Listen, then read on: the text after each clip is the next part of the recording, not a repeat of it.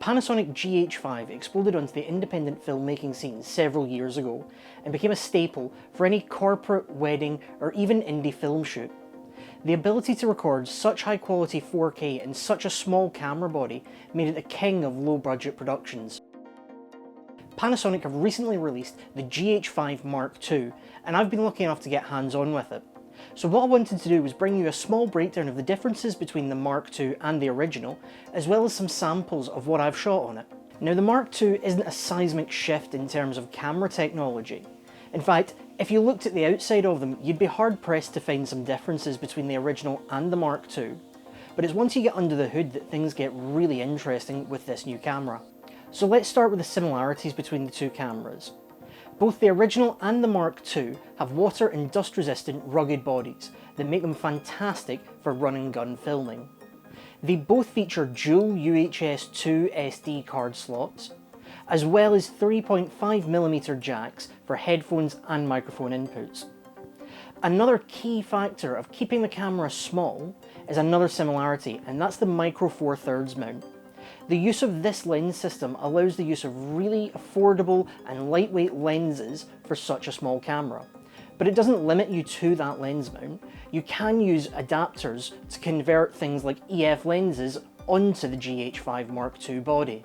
With the similarities out of the way, let's take a look at the differences between the Gh5 and the Gh5 Mark II.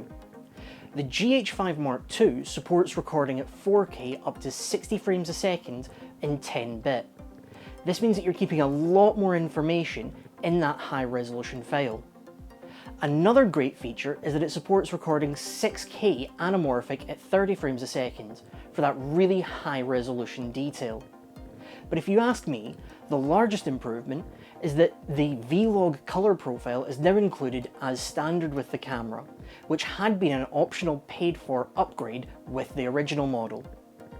This means that when it comes to color grading, you have as much detail in that log image as you need, and you can really pull the most out of it in post-production.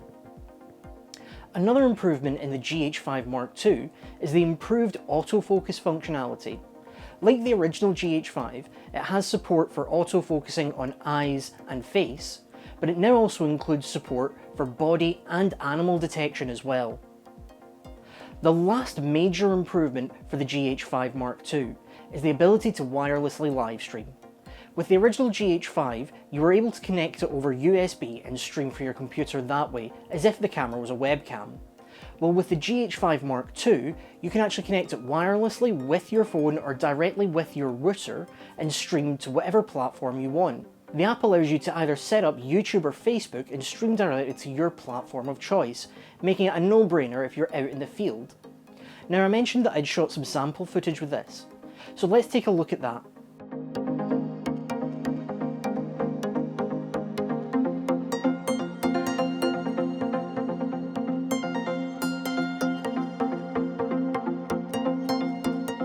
I hope this has given you a rough idea of what the Gh5 Mark II is capable of and the improvements that it brings over the original model. If you have any questions, please don't hesitate to contact the ScanPro video team.